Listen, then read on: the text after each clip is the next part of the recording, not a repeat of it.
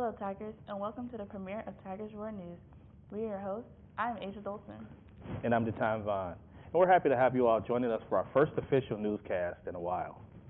Though it has been a while, we hope that you will all join us weekly for our newscast and continue to follow Tigers Roar online.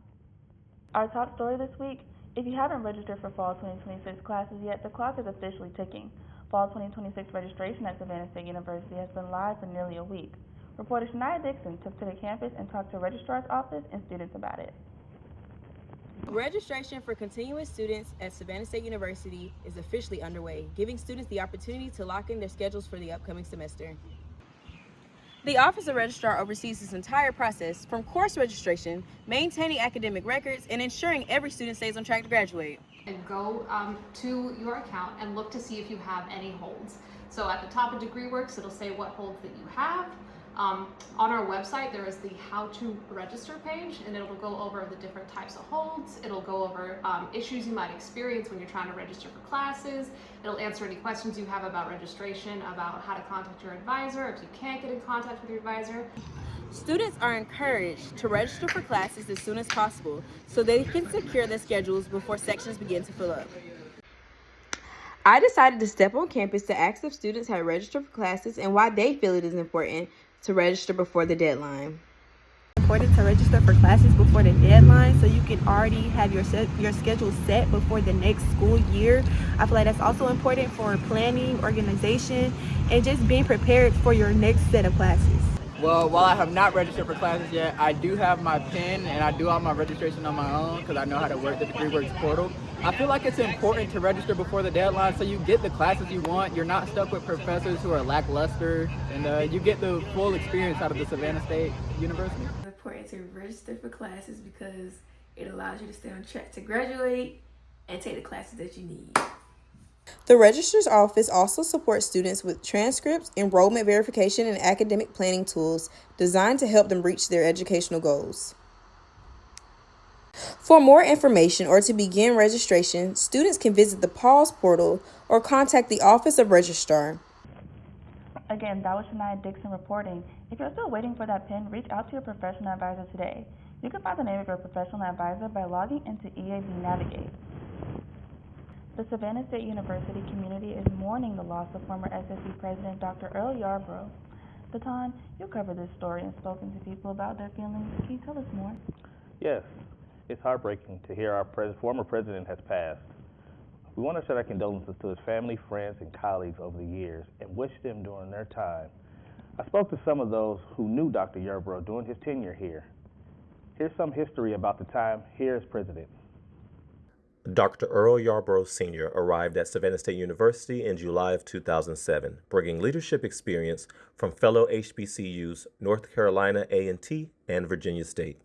Soon after taking office, he introduced the Vision 2018 plan, focused on strengthening the university's capacity and expanding student recruitment. As a faculty, I was able to communicate with him at any time. He had an open door policy. I didn't have to take an appointment to go to his office. I could walk into his office and knock on the door, and he would welcome me.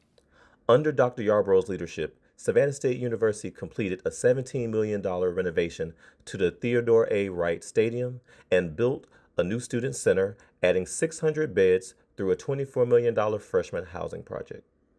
Improvements like the perimeter fence and the Tiger Express dining also enhanced students' daily lives. You know, I got a chance to see him close up and personal, and how he thought, what his imagination was, you know, what his views were about getting programs accredited, about making the university viable and sought after, you know, by students from all over, not only Georgia, but really throughout the United States and the world.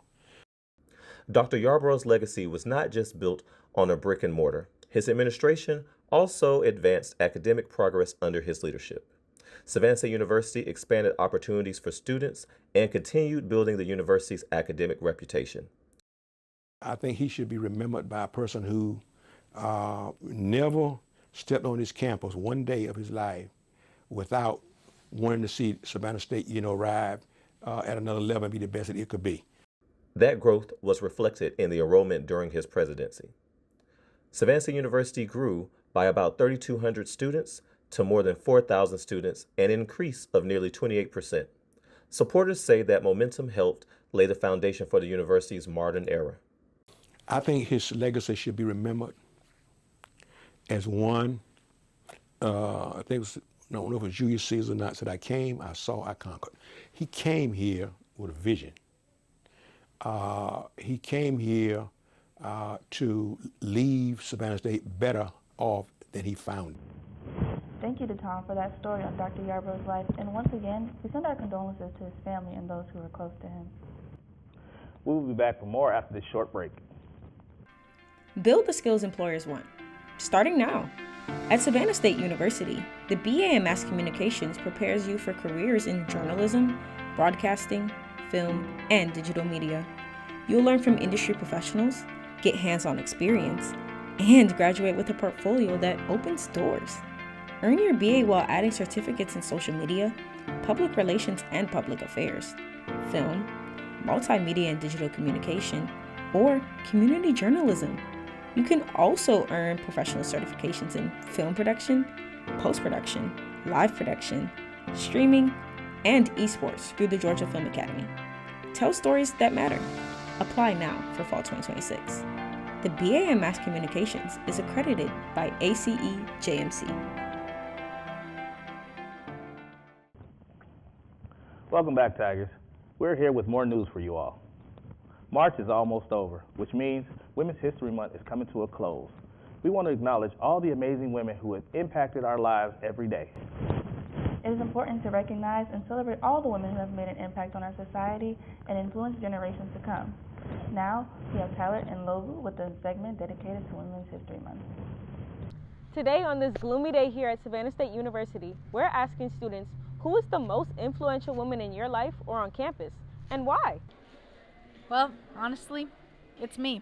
I'm the most influential woman to me in my life because I'm really the only person that I'll fully 100% listen to, and I feel like I give myself great advice, and if nobody's going to be there for me, I'm going to be there for me, so I just have to keep remembering that. The most influential woman to me on campus is my advisor, Dr. Watson, because she's always there to help, and she has her PhD. She's also a part of a sorority, and she's just a really great role model to me.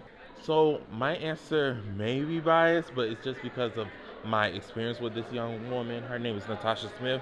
She works in disability services and counseling services in King Fraser's second floor, and she does a lot. Our STAR program, she helps out the STAR program for students that can't get enough food or enough money to buy food and groceries, and she just helps out students a lot. She's a big help to the community and the school, so that's who I'm voting, Miss Natasha Smith. So yeah. The most influential woman in my life is easily my mother. Pretty sure you got that a lot, but she's definitely done a lot. Like when I was younger, we didn't really have much growing up, and I'm just trying to picture a 20-year-old woman taking care of a child, and I'm 21, and I can imagine me now having a child, and she had a PhD. She was getting her master's at 20, and the only reason why she didn't finish was because she had me. So it's just my mom. I love my mom. Shout out my mom. Honestly, I'm not gonna do one because I feel like that'll be a slap in the face. But I feel like there's so many like women like you that are younger than me, and Samara, and also like people that are in our major too, Trista, Perry, just like a lot of different people. And my sister gotta add Kai in there too, not only for what they do, for who they are, who God created them to be, and the people that they are growing into, and how they just go after the things that they want. So those are the people that mean things to me. That's really special. I really love that. Yes. But I heard that you're the founder of like a org that focuses on women. Yes, Jose Media. Oh, y'all got anything coming up? Yes, on Friday, March 27th at 12:30 p.m. in Whiting Hall, room 133, we are having our first event called our Jewel Informal. Okay. Yes, where you get to meet our e-board, have some snacks, take a headshot, and just vibe with us and see what we're all about. Okay, thank you. And now we have Joshua Ryans, our sports reporter, joining us. If you haven't already, go ahead and acknowledge a special woman in your life who has made an impact on you. Daton, who is a special woman in your life that's made an impact on you? My mother. She's like super mom. What about you, Asia? I would also say my mom and my grandma and just everyone in my family. You know, they're just amazing women. They've really helped me throughout my life. What about you, Josh? My mom and, of course, my grandma. She taught me how to read and write. And after the break, I'll have more for you with sports and things going on at SSU. I'm worried about Mom. Mom? She's fine. These the ones, right, Mom? Yeah, groundlings. Sweet potatoes. Daddy, it's salty. Some things come with age. And some don't. Early detection of Alzheimer's can lead to better care for your loved one. Learn the early warning signs at 10signs.org. Fresh out of spring break, Monday, March 23rd, Savannah State Tennis played their final home game of the 2026 season. The Tigers faced a tough out-of-conference opponent in Oberlin College and would ultimately fall. Despite the loss, Savannah State would use this game as a tune-up for the 2026 SIAC Roundup number 2, the final roundup of the 2026 regular season. After the game, I had a chance to sit down and talk to sophomore Caitlin Welch and senior Sanzara Banks about the morale and mindset of the team heading into the final roundup of the season. Having this third home match definitely gives us a boost of confidence, having our support here at home to take us into our second or last roundup for conference, which is next week Wednesday. This being straight after spring break, we actually didn't do that bad. So we all did what we could over spring break, really fun. And yeah, it's senior day. So we definitely had that going into today, just playing for Sunny, hoping she had a great senior day. The team's morale going into this second roundup is definitely really high, as if we are to beat one of the teams we need to beat, we go into this tiebreaker type of thing, and if we win the tiebreaker, we place within 4, because you have to place within the top 4 to make it to the conference tournament, and that will be played in the end of April. And we're really excited about that. We're going to continue working hard after taking a rest day, and we're going to work hard every day and go out there in Bama and do what we got to do. As a senior, I felt very grateful for the opportunity to play one more game here on Savannah State courts. I've learned and grown a lot in my 5 years that I've been at Savannah State, and I'm really looking forward to playing more in the next tournaments. My team and I were very excited. Although we didn't win physically, we won mentally, and we're going to take all the lessons that we learned and just go out there and do our best in the next tournament next week, actually. Savannah State now turns its focus to the final stretch of the season, heading to Mobile, Alabama for the SIAC Roundup April 1st through the 3rd. The Tigers will face off against Clark Atlanta, Edward Waters, Spring Hill, Benedict, and Tuskegee in a crucial slate of matches. With postseason hopes on the line, wins against Edward Waters and Benedict could punch their ticket to late April play. Reporting from the Tiger Tennis Courts, I'm Joshua Ryans, Tigers Roar News. Now shifting from the courts to the diamond, Savannah State's baseball team had a rough series this past weekend. Savannah State baseball dropped their weekend series, falling in all 3 games despite some strong individual performances. In Game 1, the Tigers fell 9-6, but showed fight late, scoring 4 runs in the bottom of the 8th. Johan Sandoval led the way, going 2 for 4 with 3 RBIs and 2 runs scored, while Kadani Stevens added a home run. Game 2 was a tight one, but Savannah State came up just short in a 2-1 loss. Seth Stargell drove in the Tigers' lone run, and Gregorio Gonzalez turned in a solid outing on the mound, going 6 innings with 4 strikeouts. In Game 3, the Tigers fell 7-4. Kajani Clarington went 2 for 4 with 2 RBIs, and Sandoval continued to produce, scoring twice and drawing a walk. Savannah State will look to bounce back this weekend as they take on Miles College. That series begins with a doubleheader Saturday at 12 and 4 p.m., followed by a single game Sunday at noon. Thanks for the rundown, Josh. If you are thinking about heading out to some sporting events or other activities, according to AccuWeather, we will see a beautiful warming trend as we head into the final days of March and start the month of April. If you've enjoyed the mild temperatures recently, you're going to love this upcoming week. Monday, March 30th, we kick things off with a very pleasant Monday. Expect mostly sunny skies with a high of 76 degrees Fahrenheit. It's a great day to get outdoors before the humidity starts to creep back in. Overnight lows will dip to a comfortable 57 degrees Fahrenheit. Tuesday, March 31st, we wrap up the month of March on a warm note. Temperatures will climb into the low 80s, reaching a high of 80 degrees Fahrenheit under continued sunshine. Lows will stay mild at 58 degrees Fahrenheit. And Wednesday, April 1st, no April Fool's joke here, the heat is staying with us. We'll see a high of 81 as we start our new month. Late week warm up, the real heat will rise towards the end of the work week.